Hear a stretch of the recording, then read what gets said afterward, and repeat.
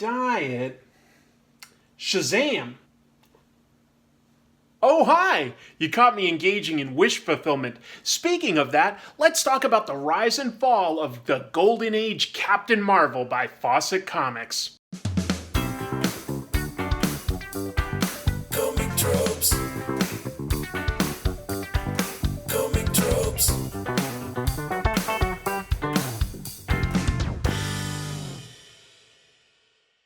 Hello! Welcome to Comic Tropes. I'm your host, Chris. Today, I want to talk about Captain Marvel, the original Captain Marvel, who debuted in 1939 in the pages of Whiz Comics #2. He was co-created by writer Bill Parker and artist CC Beck for Fawcett Comics. His popularity was immense, and he rapidly became the most popular superhero on the stands. Outselling Superman by 1944, he was selling millions of copies an issue, and he generated a ton of spin-offs. I want to talk today about how quickly he rose to the top, how he held that title for about a decade, and then his sales began to falter and he quickly was gone. By 1953, there were no more Captain Marvel stories by Fawcett Publications. So today I want to dive into his golden age time period, examine how he quickly rose to the top, held it for a little while, and then quickly dropped off. There's also some new ground that he broke in comics, so today let's examine Captain Marvel. In 1939, Fawcett Publications realized how popular Superman was and decided to create a comics publishing division to create their own superhero. Staff artist CC Beck was selected to illustrate the title, and the publishers aimed to create a book that looked better than the standard comics of the time. It was more cartoony and intentionally aimed at a younger audience by having the superhero's secret identity be a young teen.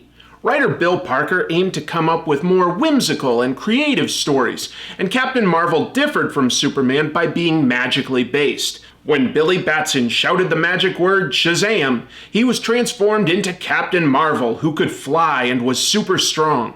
The character was originally going to be called Captain Thunder, and Fawcett published a low-print run of Thrill Comics, also printed as Flash Comics, to trademark the character. However, they found that Captain Thunder, Thrill Comics, and Flash Comics were all existing trademarks. So they changed the name to Captain Marvelous and then simplified to Captain Marvel and published his first story in Whiz Comics #2 in December of 1939, relettering the original story to have his name now read Captain Marvel. While the early Captain Marvel stories were primarily written by its creator, Bill Parker, he was drafted into service in World War II. So in 1942, Fawcett Publications handed the reins over to another writer, Otto Binder. Out of the 1,790 Captain Marvel stories, it's estimated that Otto wrote over 900 of them. 900! So if those stories were actually a skateboard trick, you could say that Otto pulled off a really cool skateboarding maneuver. That's a good way to think about it. Binder's whimsical ideas suited CC Beck's cartoony art very well, and together they created elements like Talkie Tawny, the talking tiger sidekick, Uncle Marvel, the non-superpowered mascot of the Marvel team, Black Adam, Captain Marvel's equal and opposite, and the genius villain, Mr. Mind. Let's actually dive into Mr. Mind's introduction, because that was not only the creation of a powerful new villain for Captain Marvel, it introduced something new to superhero comics, the idea of a big serialized story. He was introduced in a story called Mr. Mind and the Monster Society of Evil, which was a 25-part serial. It began in August 1943, and it changed just how epic the Captain Marvel comics were and what the stakes involved were. Let's dive in. The story begins as most Captain Marvel stories do, with Billy Batson reporting directly to the reader on the story they're about to read. He specifically calls out how this story is bigger than most, and at the end of all 25 parts, Fawcett had a small survey asking how readers liked this new serialized story format. Each of the 25 issues pretty much tells a full adventure on its own, but each story ends with a cliffhanger, most frequently with Billy Batson tied up and gagged so that he can't say his magic word. While this repetition sounds like it would get old, Otto Binder comes up with ingenious variations. In one story, Billy shuffles back from a swinging knife to cut off his gag. In another, man-eating ants fortunately eat his gag away before eating him. In yet another instance, he's about to get electrocuted, but it burns away his gag just before it could kill him. In my personal favorite example, Billy is tied to a cannon, and the burst of air just before the shell fires is enough to blow his gag off and allow him to transform into Captain Marvel just in time. While the most frequent cliffhanger is Billy Batson being gagged and about to die, there are 2 chapters that end with Mr. Mind about to die, and there are several other stories where there are just innocent people in danger. One thing that's unique about Captain Marvel is that while the general public don't know about his secret identity of Billy Batson, a lot of his enemies do. This is unique because Billy Batson is an orphan, and so he's not really trying to protect his loved ones with a secret identity. That sort of supporting cast ends up coming later on in his creation when he starts slowly building a makeshift family, but they're all superpowered just like him. The first chapter features the unseen Mr. Mind talking to his minions from his headquarters on a remote planet in space. He orders Captain Nazi to steal a pair of magic black pearls from an Indian princess. These allow the holders to see whatever they're looking for, like a crystal ball. The first cliffhanger is one of the biggest, with Captain Nazi revealing Mr. Mind has organized an incredible criminal empire as backup, including Captain Marvel's biggest recurring threats, like the super-powerful Ibak and the mad scientist Dr. Savannah. The first 4 chapters involve Captain Marvel's biggest recurring enemies using the Black Pearls, while Mr. Mind remains unseen, only heard through the radio issuing commands. Captain Marvel goes up against Ibak, Dr. Savannah, and sadly, Nippo the Nipponese. At this point, it's worth mentioning that DC Comics has the rights to Captain Marvel, and yet they've never actually decided to reprint this important story. And the reason for that is probably because of these racist characters. Black people are drawn with the minstrel look that was popular at the time. The Japanese, we were at war with them, and yet it's unfortunate how they're portrayed because they're given things like buck teeth and big glasses. It's not right now, and it wasn't right back then, but it wasn't something that CC Beck was doing uniquely. It was something that all artists were doing at the time, and I think that this story has value. In fact, I think that if you were to reprint it, you'd have the ability to include something like a foreword that actually helps place it in its proper historical context. Instead, these comics are currently available in the public domain. In issue 26, Captain Marvel obtains the Black Pearls and uses them to locate Mr. Mind's hideout. He flies there and encounters several bizarre monsters in Mr. Mind's castle, eventually bringing it down. But Mr. Mind escapes in a spaceship. This is the first time we get to see Mr. Mind, but Captain Marvel doesn't notice him because he's just a tiny alien caterpillar.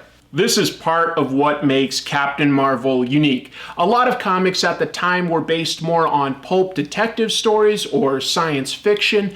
Instead, Captain Marvel was based on a supernatural idea. It was wish fulfillment and it was whimsical. You could have a villain like Mr. Mind who was kind of cartoonish. You know, he was a tiny little creature without much strength. He just had the genius of his mind.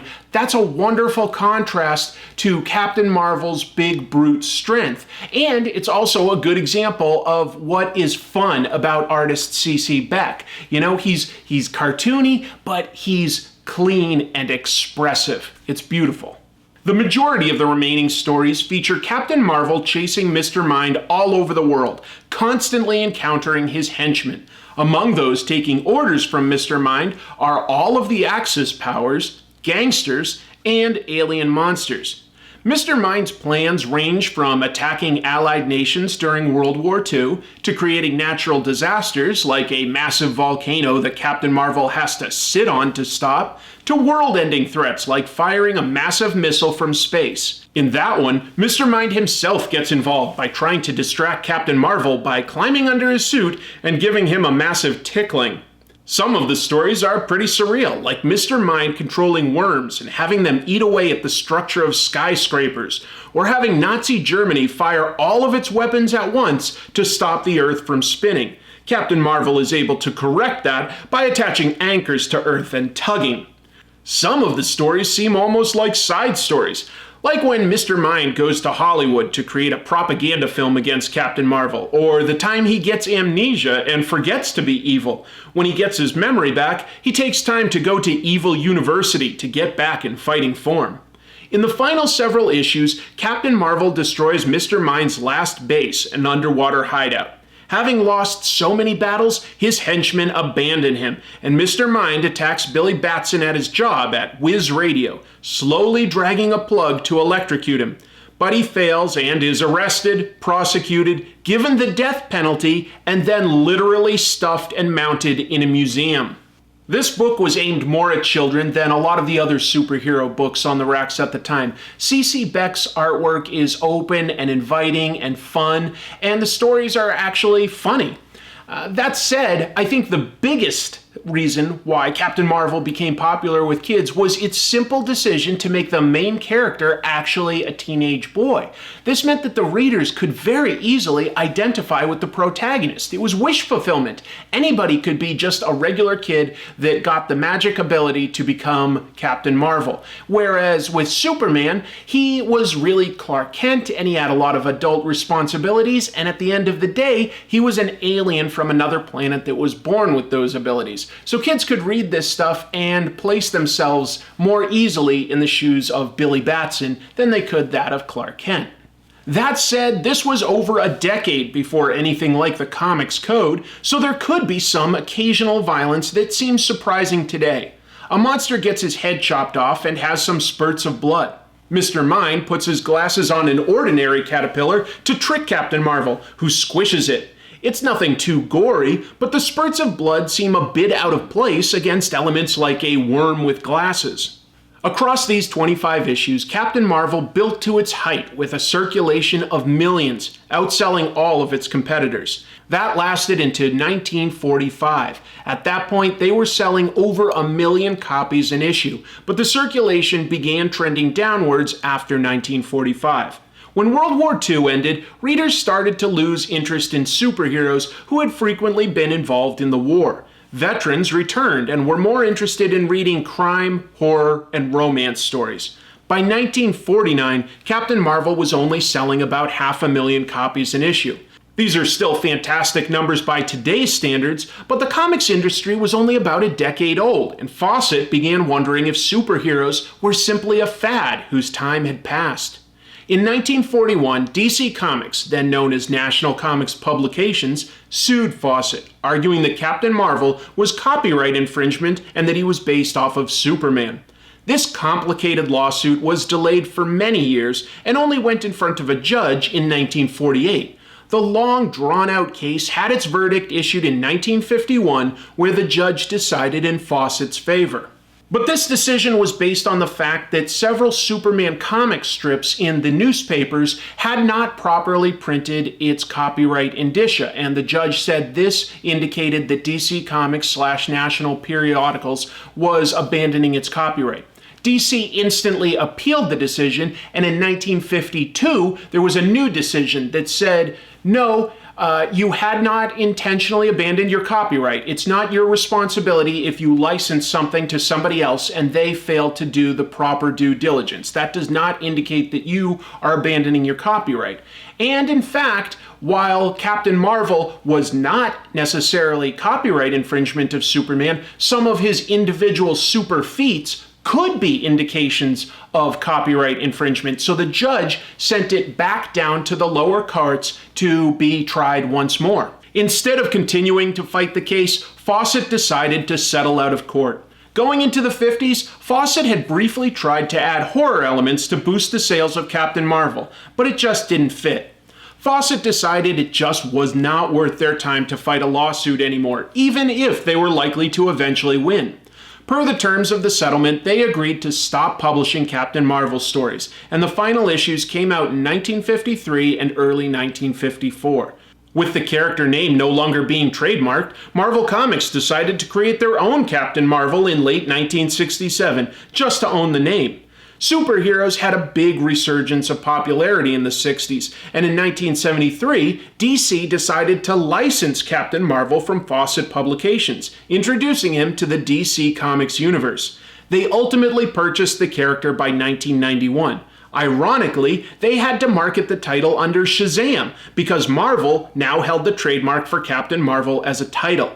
Because his title from 1973 forward was always Shazam, readers began to think that that was the superhero's name. So in 2012, when DC rebooted their continuity in their Rebirth event, Jeff Johns renamed the character. He is now known as Shazam. For my money, the best Captain Marvel stories are the ones from the Golden Age by Otto Binder and CC Beck. They've formed a great team and seem to have a sense for what kids wanted. The casual racism is unfortunate, but I think the books are still worth reading as long as they can properly be placed in context. While DC has considered printing this story several times, they keep backing down, and I can understand why. But I still hope they change their mind someday. I'd love to see the artwork in clean modern print. It's worth noting that Captain Marvel was so popular that he was the first superhero to get a movie with a series of serials. However, they were a bit more violent than the comic.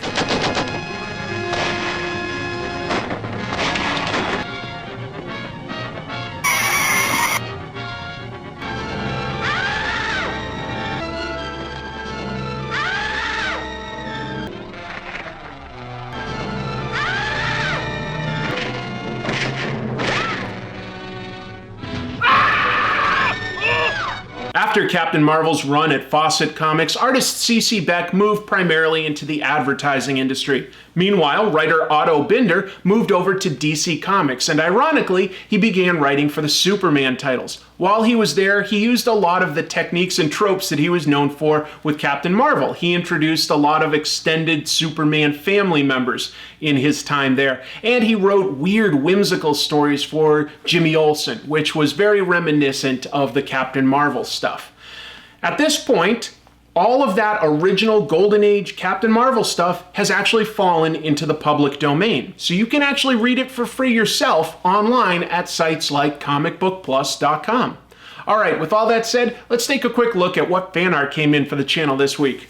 Modesto Funk sends in this brilliant caricature. Thank you, very, very nice. AVXP sends in this cool digital art. His Insta and Facebook links are below, and he's created comics available on Comixology, including Force 6, The Annihilators, and Killer Butterfly.